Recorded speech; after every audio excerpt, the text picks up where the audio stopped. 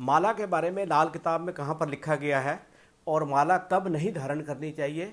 गले में कई लोग मैंने देखा है कि माला धारण करके रखते हैं, चाहे वो रुद्राक्ष की माला है, चाहे वो सिप्पियों की माला है, स्फटिक की माला है या कोई और तरह की माला है। तो वो माला कब धारण नहीं करनी चाहिए, कब उसका मंदा फल होगा और बुध के साथ इसका क्या संबंध बनता है माला का।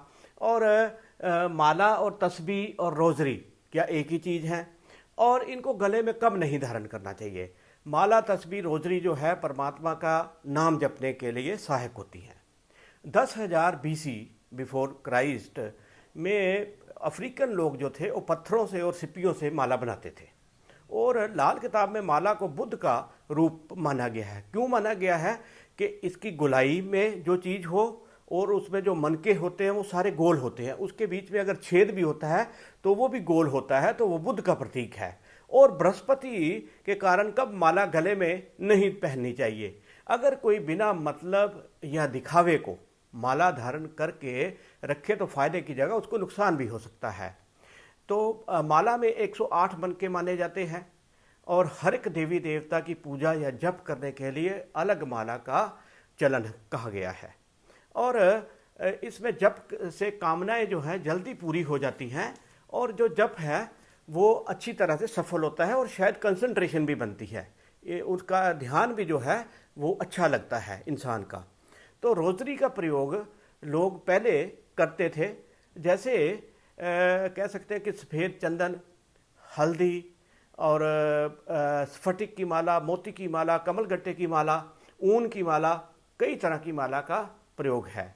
सबसे पहले तो देखना होगा कि किस देवी देवता के लिए किस माला का भी प्रयोग किया जाता है।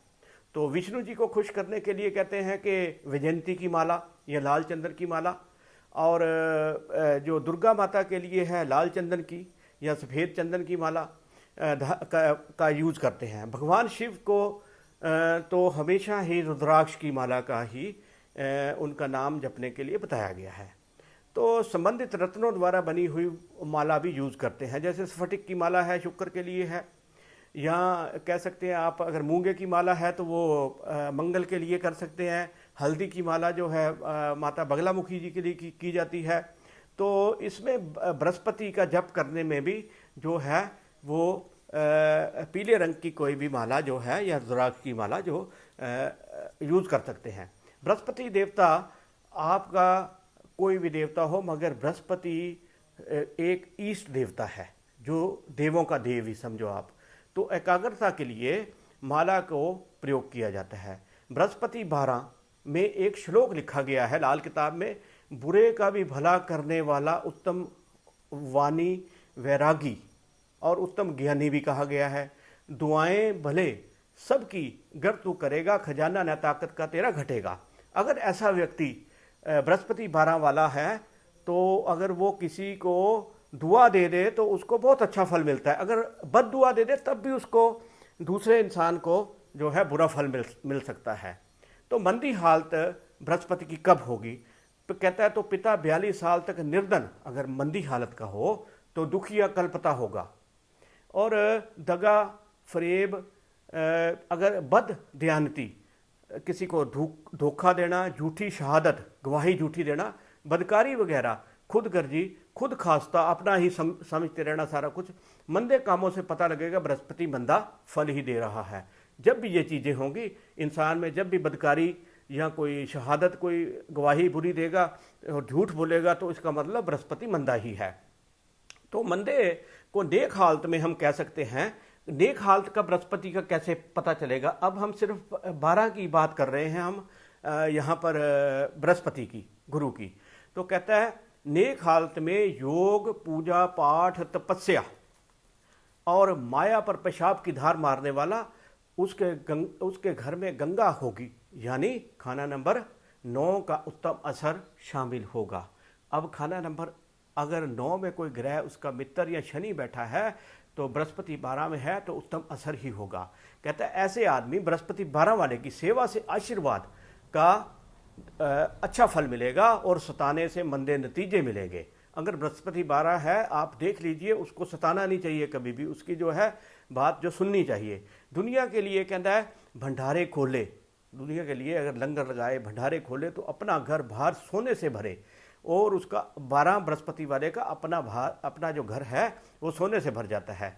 चुप समाधि कहता है कि आमद से सोने की वर्षा होगी। अगर ऐसा व्यक्ति बुध 12 से मोक्ष की प्राप्ति भी मानी जाती है। अगर बुध 12 में हो तो समझना चाहिए कि अगर ये पाठ पूजा करेगा तो मोक्ष की प्राप्ति भी है।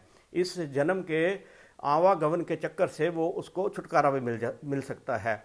तो समाधि की बात करता है, तो समाधि अगर यहाँ पर गुरु 12 वाला लगाएगा तो उसके घर में कहता है सोने की वर्षा होगी। दयालुता का असर, रात की अच्छी नींद होगी। अगर वो दयालु होगा तो उसको रात को नींद अच्छी आएगा।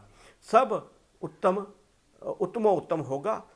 अगर राहु 12, राहु का पक्का घर है, बद दयांती, झूठी गवाही, झूठा फरेब न करे, क्योंकि ये पक्का घर है 12वां राहु का लाल किताब के अनुसार।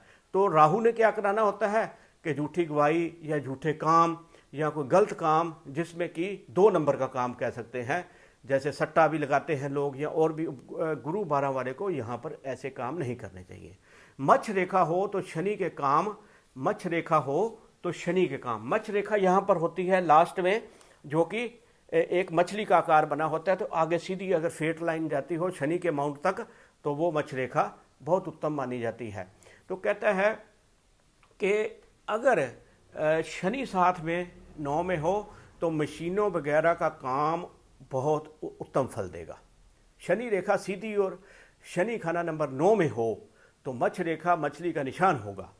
तो शनि पापी या राहु और केतु भी आ मिलते हों तो दायां सांस, मतलब जो राइट साइड का सांस आपने देखना है, अगर चलता हो तो जब आप काम शुरू कर रहे हो तो ये सांस चलता हो तो समझिए कि वो काम आपका लंबे समय तक सफल रहेगा। अगर लेफ्ट चलता हो तो आप ये समझ लीजिए कि वो काम जल्दी ही बंद हो जाएगा, उसके नेक नतीजा ना होंगे।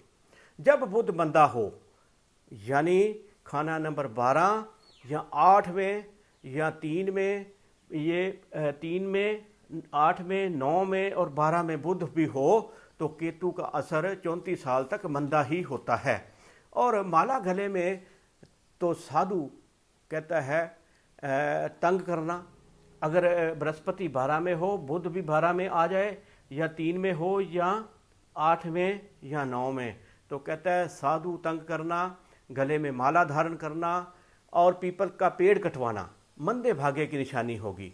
कहता है इसके लिए उपाय भी बता दिया है कि जर्द तिलक लगाना या नाक का पानी साफ रखना मददगार होगा। तो माला बुध का प्रतीक है। मनके भी गोल होते हैं और उसमें छेद भी गोल हैं, जैसे कि पहले बताया है। तो आमतौर पर किसी व्यक्ति को का गुरु बृहस्पति 12 में हो और बुध मंदा यानी 3, 9, 8, 12 में हो तो गले में माला धारण करनी नहीं चाहिए। वैसे माला के बारे में जो साधु संत फकीर हैं या सूफी लोग हैं उन्होंने बहुत कुछ कहा है। कबीर जी ने तो कहा है कि माला फेरत जग भया, फिरा न मन का फेर, कर का मन का डार दे, मन का फेर। मतलब कर का मतलब हाथ का मन का है जो छोड़ दो, तो मन का हमें फेरना चाहिए। मगर बृहस्पति 12 में हो तो क्या होता है कि इंसान को गले में माला धारण करने का आदी नहीं होना चाहिए। खास करके 34 साल बुध की उम्र तक तो बिल्कुल भी नहीं होना चाहिए। अगर करेगा तो उसके मंदे नतीजे उसको मिलेंगे। सत श्री अकाल जी।